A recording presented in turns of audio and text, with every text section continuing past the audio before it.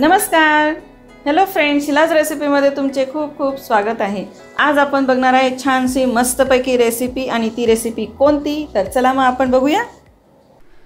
आज आपली रेसिपी आहे भगर आणि ती आपण बनवणार आहे महाशिवरात्रीसाठी। तर ती आपण कशी बनवलेली आहे आणि त्यासाठी आपण काय काय साहित्य घेतलेले आहे चला आपण बघूया। त्यासाठी आपण एवढं साहित्य घेतलेलं आहे। त्यासाठी आपण जिरं घेतलेलं आहे 1 चमचा, कढीपत्ता घेतला आहे आपण स्वच्छ धुवून, 2 ते 3 मिरच्या घेतलेल्या त्याचे तुकडे करून घेतलेत आपण, आणि त्यानंतर बगर घेतलंय साधारण छोट्या 2 वाट्या। जेवढं तुम्हाला लागत असेल तेवढं भिजवा आणि ते धुवून स्वच्छ केलेलं आहे आपण। तर ह्या साधारण छोट्या 2 वाट्या आपण धुवून घेतलेले आहे।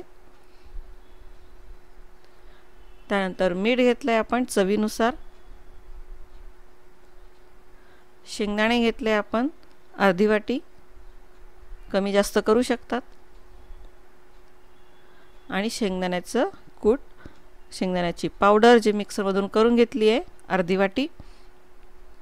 तर चला आता आपण सुरुवात करूया। कुकर किंवा कढईमध्ये तुम्ही थोडं तेल घ्यायचं आहे, साधारण 1 ते 2 चमचे। तुम्हाला जर कढई आवडत असेल तर पॅन कढई घेऊ शकतात। मी कुकर घेतलेले आहे जेणेकरून ओतू येणार नाही आणि छान वाफ मध्ये बसेल। गरम झाल्यानंतर त्यामध्ये आपल्याला जिरं टाकायचं आहे।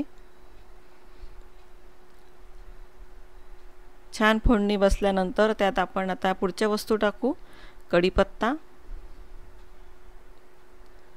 त्यानंतर मिरच्या, आणि थोडा ब्राऊन कलर येईपर्यंत त्याला तेलामध्ये आपल्याला करायचं आहे फ्राय। अशा विविध प्रकारच्या उपवासाच्या गोष्टी मी चॅनलवर टाकलेल्या आहेत, त्याही तुम्ही सर्च करून बघा।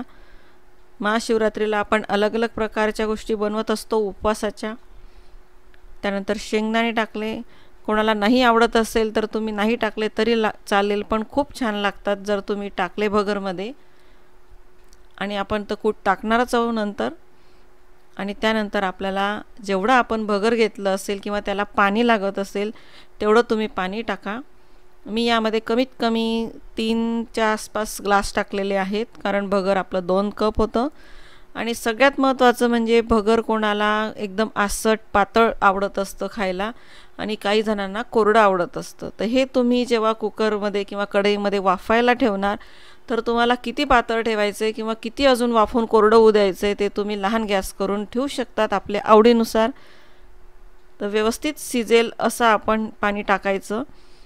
आणि ज्यांना वाटत असेल की आपल्याला असं पातळ पाहिजे तर तुम्ही गॅस बंद करू शकतात, आणि ज्यांना वाटत असेल की कोरडं तर त्यांनी थोडंसं वाफ होऊ द्यायची आहे आणि असं झाकण ठेवायचं, पूर्ण लावायचं नाही। कुकर आहे म्हणून मी झाकण ठेवलंय, तुम्ही कढई असेल तर ताट ठेवू शकतात, आणि असं लहान गॅसवरती 2-2 मिनिटात तुम्ही चमच्याने हलवू शकता। तर असं हलवल्यानंतर आपलं हे भगर रेडी झालेलं आहे। आणि ही आहे आमटी, आणि त्या मिरच्या फ्राय केलेल्या आहेत त्या मी माझ्या चॅनलवर टाकलेल्या आहे, तुम्ही सर्च करा। तर अशा प्रकारे आपलं उपवासासाठी भगर रेडी झालेलं आहे आमटी सहित। तर तुम्हाला ही आजची व्हिडिओ कशी वाटली मला कमेंट बॉक्समध्ये नक्की सांगा, आणि ज्यांनी अजून माझ्या चॅनलला सबस्क्राईब केलं नसेल त्यांनी सबस्क्राईब करा, लाईक करा, शेअर करा। धन्यवाद।